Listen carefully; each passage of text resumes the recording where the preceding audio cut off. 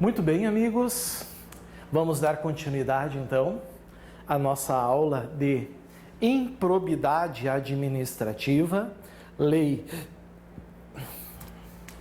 aqui está, né, nossa lei 8429 de 1992, e nós estamos na nossa aula 7. Nossa aula 7, prezados amigos, que é a aula das disposições penais, disposições criminais. Lembrando, senhores, né? Deixa eu só arrumar aqui. Lembrando, senhores, que o artigo 19, que é o que trata das disposições criminais, vocês devem ter aí, não é um ato de improbidade administrativa, é um crime previsto na lei de improbidade administrativa. E aí, o que a gente já viu? A gente viu um monte de informações, mas nós estamos falando dessas três características aqui, ó. Se trata de um crime comum, pode ser praticado por qualquer pessoa, não é um crime próprio, nós já vimos isso, né? Quanto ao sujeito passivo, é próprio, porque tem que ser contra agente público ou terceiro beneficiário, um terceiro que se beneficiaria administrativamente. Bom, esse crime admite tentativa, a pena é do crime consumado reduzida de 1 a 2/3, a gente usa o Código Penal porque é permitido, já que a lei de improbidade, ela silencia, não é verdade? Ela acaba trazendo um silêncio, então ao arrepio da lei, a gente usa o Código Penal, certo? A gente viu isso também. Na tua prova pode vir uma questão dizendo que não se admite o conatus. Conatus é tentativa, tá? Não se admite o conatus, não se admite tentativa de improbidade, está errado. Se admite e se pune. E a pena é do consumado de 1/3 a 2/3. Lembrando que quanto mais próximo da consumação a gente chegar, certo?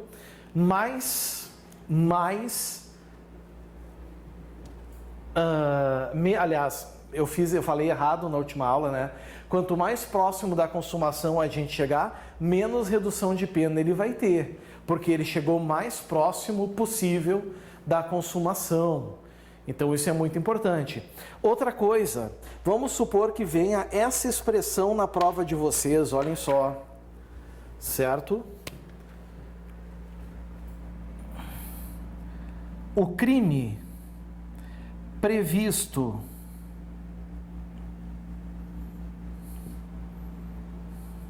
vou botar entre aspas aqui,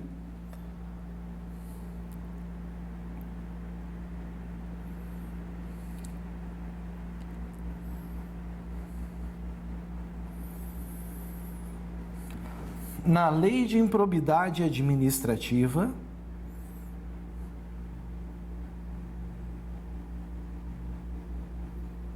entre parênteses, artigo 19, não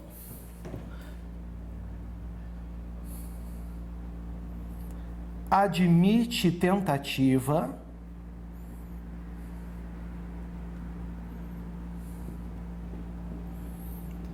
se praticado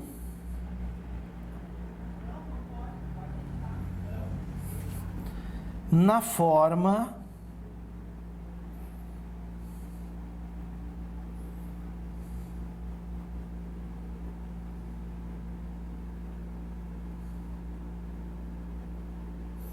unissubsistente.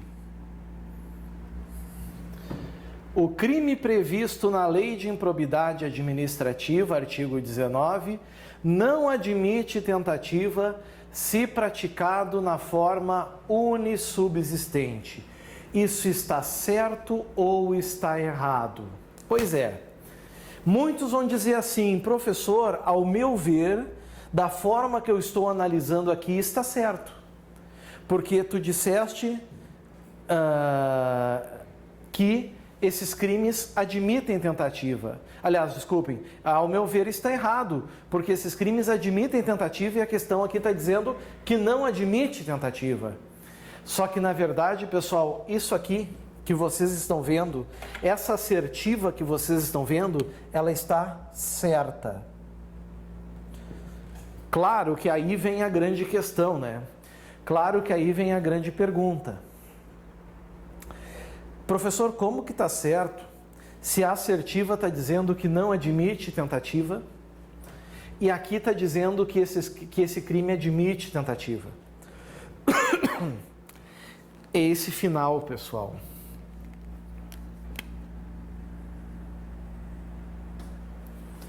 Forma unissubsistente. É esse finalzinho que dá graça a tudo. Forma unissubsistente.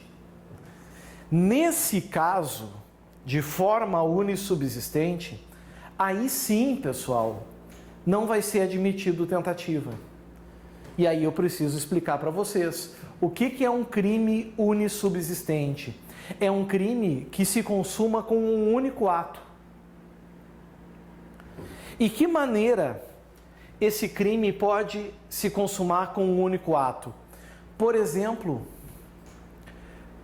quando a representação for verbal. Se eu me dirigir até uma autoridade, um destinatário legítimo, e eu expressar verbalmente a representação, não tem como ter tentativa, concordam comigo? Porque ou eu oralmente expus a minha reclamação e o crime já está consumado, já aconteceu, certo? Já aconteceu, pena de 6 a 10 meses e multa, ou eu não falei nada e não houve crime nenhum. Não há espaço para tentativa, perceberam? Um outro exemplo são crimes contra a honra, uma injúria, que é ofender alguém. Se eu ofender a pessoa verbalmente, não cabe tentativa, porque eu ofendi a pessoa e já está consumado, ou eu não falei nada e não há o crime. Ou se eu não adianta acabar no meio. Se deram conta? Crime de ameaça, mesma coisa. Verbalmente, se eu manifestei, já consumou. E se eu não manifestar, não é crime nenhum. Por isso, pessoal, que injúria, por isso que ameaça, por isso que esse crime aqui que vocês estão vendo do artigo 19, para ele admitir tentativa, ele tem que ser, senhores,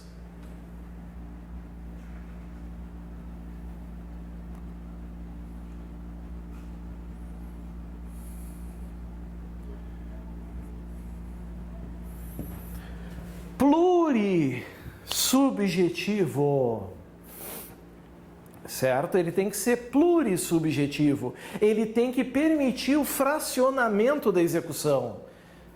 Então, por exemplo, uma injúria admite tentativa? Até admite, mas se ela for plurissubjetiva, se eu ofender uma pessoa, por exemplo, por escrito, e por algum motivo não chegar até a pessoa, uma ameaça por uma carta, e essa carta se extravia dos correios, aí admite-se tentativa. Aqui é a mesma coisa. Eu vou para uma tela no computador, é um portal online onde eu vou fazer uma representação e por algum motivo os servidores não permitem que chegue até a administração da justiça. Houve a tentativa do artigo 19, mas se eu for presencialmente ao local e expor, eu já consumei o delito. O delito já está consumado, já está configurado. E se eu não fizer nada, não há crime. O fato é atípico. Se deram conta? Perceberam isso? Então, cuidado, admite tentativa quando plurissubjetivo. Aliás, desculpem, o que eu tenho hoje?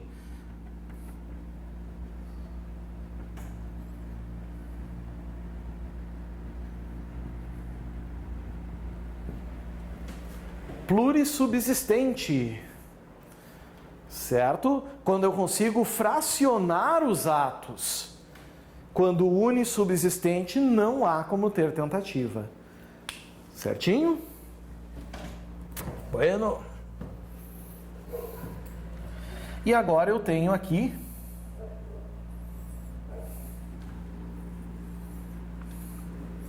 o item 3.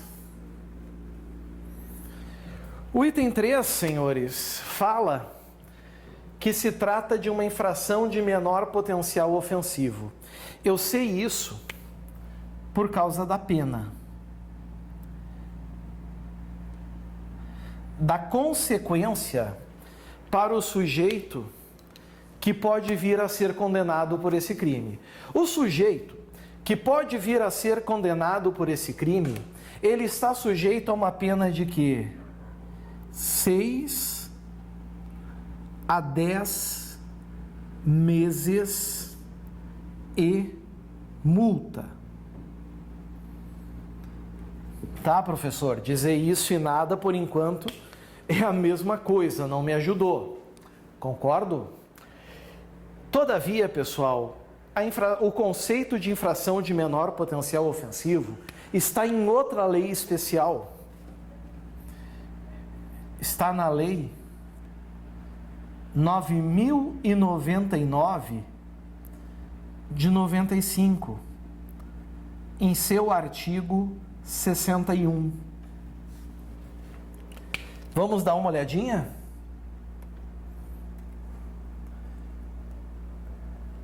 Eu vou pegar aqui a lei 9.099.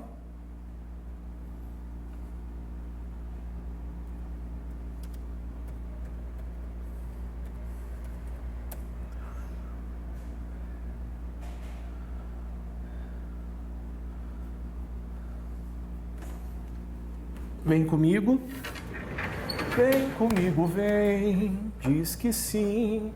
Ó, Lei 9.099 de 1995.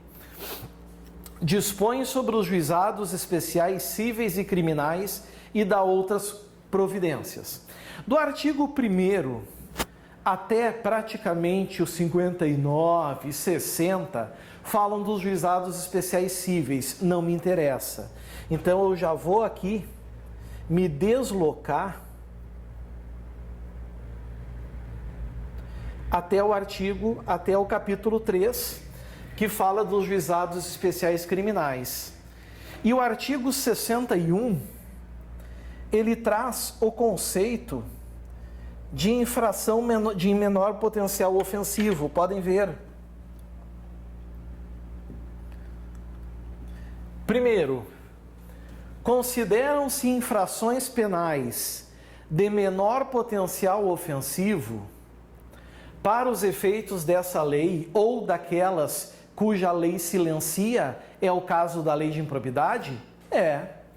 As contravenções penais. 1. Toda contravenção penal é uma infração de menor potencial ofensivo. Vias de fato, jogo do bicho, exploração de jogos de azar, perturbação de sossego alheio, todas são, certo? Todas são infração de menor potencial ofensivo, certo? Se é contravenção, é infração de menor potencial ofensivo. Atinge os bens jurídicos mais pequenos.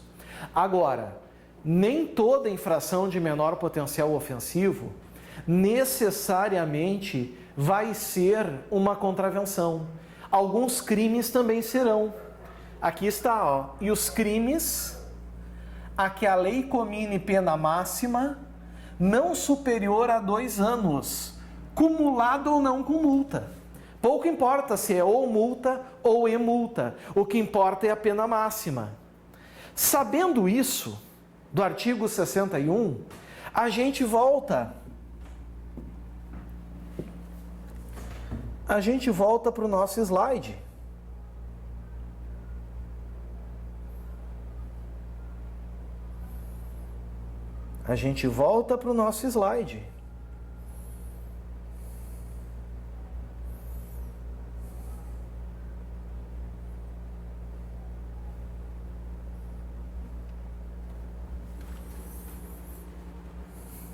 E a gente vai ver que a pena é de detenção de 6 e agora vamos para a pena máxima.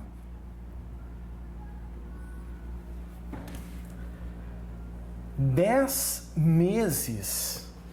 Pergunto aos senhores, Se a pena máxima é de 10 meses, ela por consequência é igual ou inferior a 2 anos? É. Significa que é uma infração de menor potencial ofensivo. E não importa se é acumulado com multa ou não. Mesmo que fosse ou multa ali, não importa. E se fosse uma contravenção penal, isso que está no artigo 19, aí poderia ser 10 anos aqui, que ainda assim seria uma infração de menor potencial ofensivo, porque todas as contravenções são. Aí alguém vai dizer, professor, e o que interessa o fato do artigo 19 ser uma infração de menor potencial ofensivo?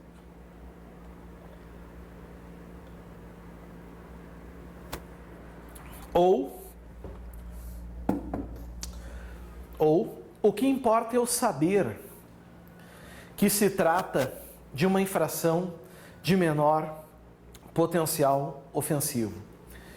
É que, primeiro, pessoal, em provas mais simples, talvez isso marque presença. Talvez venha dizendo: o crime previsto na lei de improbidade administrativa é uma infração de menor potencial ofensivo e tu tem que saber que está certo. Ou dizer, não é uma infração de menor potencial ofensivo e tu saber que está errado. Certo? Ou então, aí sim, provas um pouquinho mais complexas, tu terias que saber quais são os efeitos práticos de ser uma infração de menor potencial ofensivo. E aí eu vou botar aqui, ó. Aliás, aqui não. Eu vou botar no nosso quadro.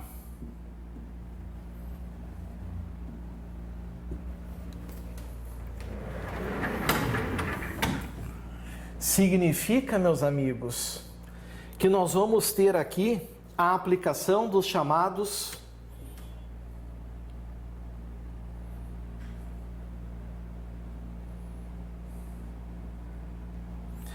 institutos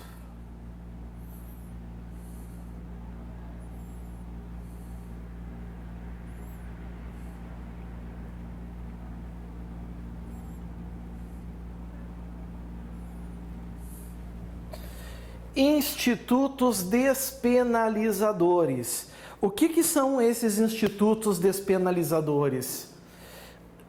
São medidas, tá? São medidas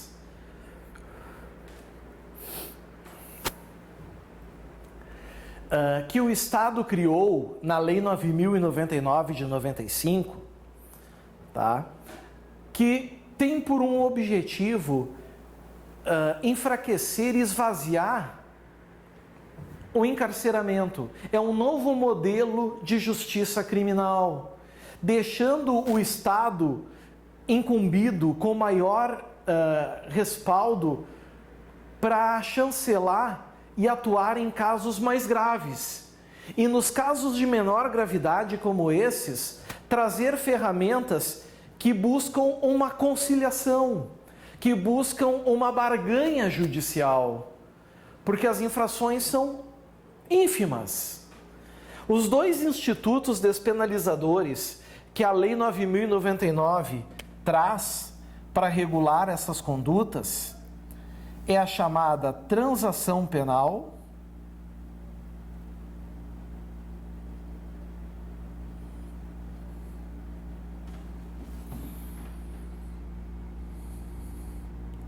no seu artigo 76,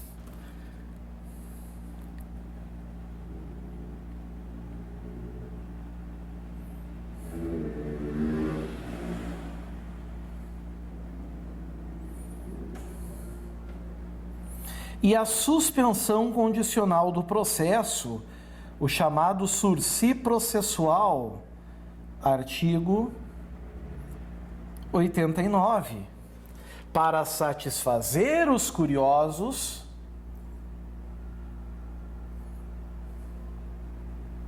eu estou na Lei 9.099 E estou no artigo 76. Havendo representação, essa representação aqui, pessoal, não é a representação do ato de improbidade, tá? Isso aqui é uma representação como condição de procedibilidade para crimes que a lei exige. É outra coisa. Havendo representação e tratando-se de crime de ação penal pública incondicionada, aliás, isso é outra informação que eu vou trazer aqui. Eu vou pôr um número 4 nas características, certo? Já vou botar agora para não esquecer.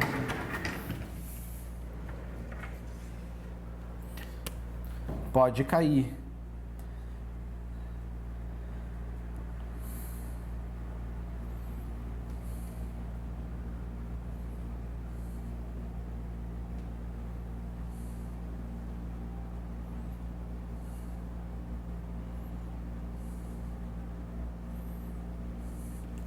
Ação penal pública incondicionada.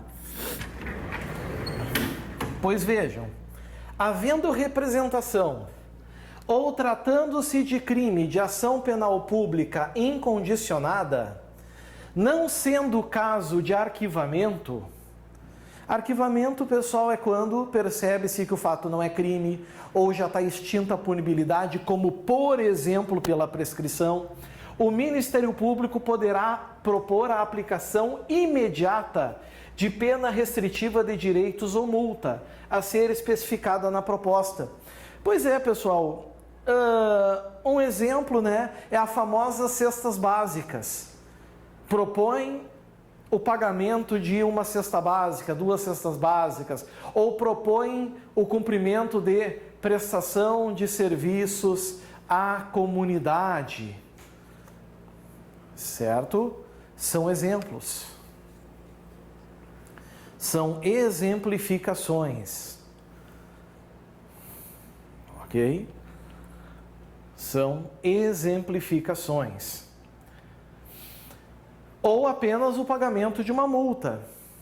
Lembrando, essa transação penal, sendo aceita pelo beneficiário, ela não caracteriza confissão ou não é sinônimo de condenação. O sujeito que aceita a transação penal é como se ele fosse uma Madre Teresa de Calcutá. Então, suponhamos que o indivíduo foi investigado ali, foi lavrado um termo circunstanciado por o artigo 19 da Lei de Improbidade, tá?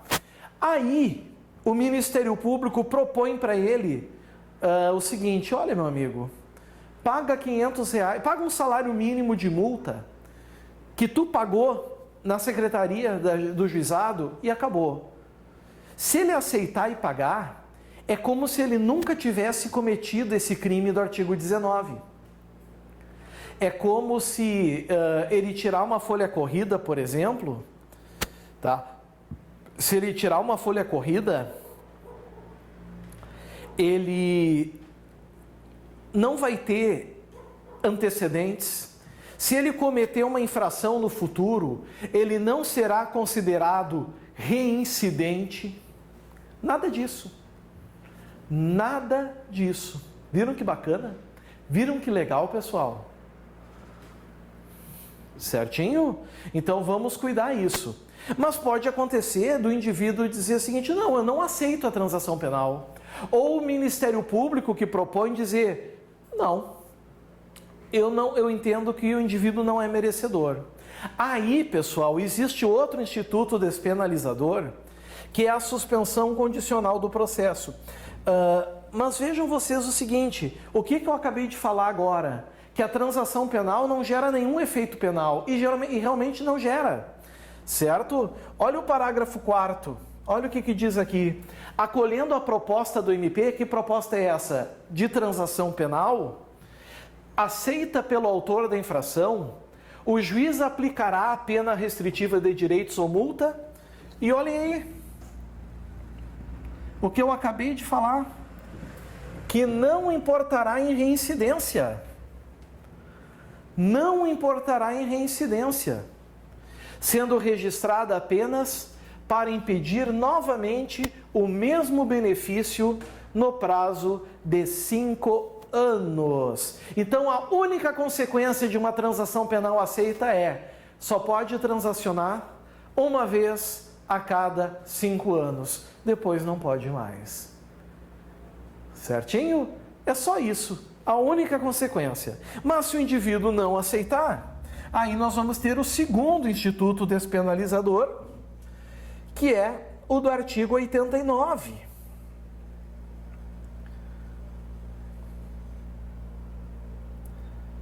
Que é a chamada suspensão condicional do processo, SCP. Também conhecido como sursis processual.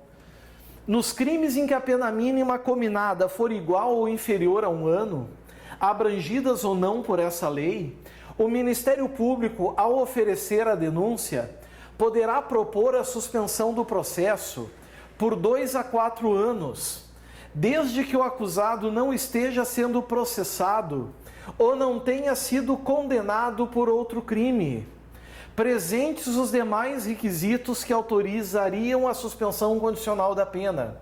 Uma curiosidade desse instituto despenalizador: ele foi criado com a Lei 9.099, mas ele não é aplicado somente aos crimes de menor potencial ofensivo. Vale para qualquer crime, tanto que diz aqui, abrangidas ou não por essa lei, desde que a pena agora não é a máxima, mas é a pena mínima, for igual ou inferior a 1 ano. Então, por exemplo, o crime de estelionato, tá? Do Código Penal, artigo 171, a pena é de reclusão de 1 a 5 anos. A pena máxima ultrapassa bem mais do que 2 anos. Ela chega a 5, mas a pena mínima é 1. Se a pena mínima é 1, senhores, admite o sursi processual. E é um benefício, porque o Ministério Público propõe, se o indivíduo aceita, passado o período de prova, que é de 2 a 4 anos, sem revogação, está extinta a punibilidade, certo? Cumpridas as condições: reparar o dano salvo impossibilidade de fazê-lo, proibição de frequentar determinados lugares, proibição de se ausentar da comarca onde reside sem autorização do juiz, comparecimento pessoal e obrigatório a juízo mensalmente para informar e justificar suas atividades. Pelo menos essas, certo? E aí, extinta a punibilidade, não fica registro condenatório. É como se ele nunca tivesse cometido crime algum. Mas, pessoal, mais uma informação importante: se vier a cometer um crime no futuro, não é reincidente, não tem antecedentes e pode ter mais de uma suspensão condicional do processo no intervalo de 5 anos? Pode, porque aqui não tem previsão na lei de proibição. Ah, professor, mas eu não posso pegar a proibição da transação? Não, porque isso seria analogia, e eu não posso fazer analogia em malam partem, ou seja, analogia contrária ao réu para prejudicar ao réu. Só cabe analogia no direito penal em bonam partem, para beneficiar o réu, certo? Então, muito cuidado com isso. São institutos despenalizadores. Até algum tempinho atrás, eram os 2 únicos que eu poderia aplicar no artigo 19 da Lei de Improbidade. Só que surgiu um novo. Surgiu um novo benefício, pessoal, que é o chamado ACNPP. É o chamado Acordo de Não Persecução Penal. ANPP, Acordo de Não Persecução Penal. Onde é que está isso, pessoal? Está no pacote anticrime. Vamos pegar aqui. Aliás, foi introduzido no Código de Processo Penal pelo pacote anticrime. Artigo 28. é mais uma possibilidade que alguns membros do MP estão oferecendo em primeiro lugar.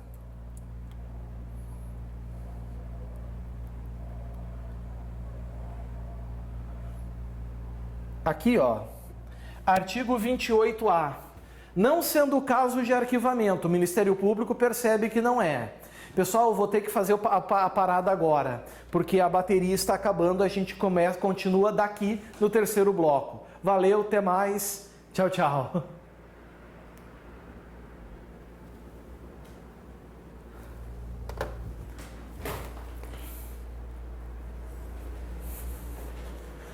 Se eu pudesse picar...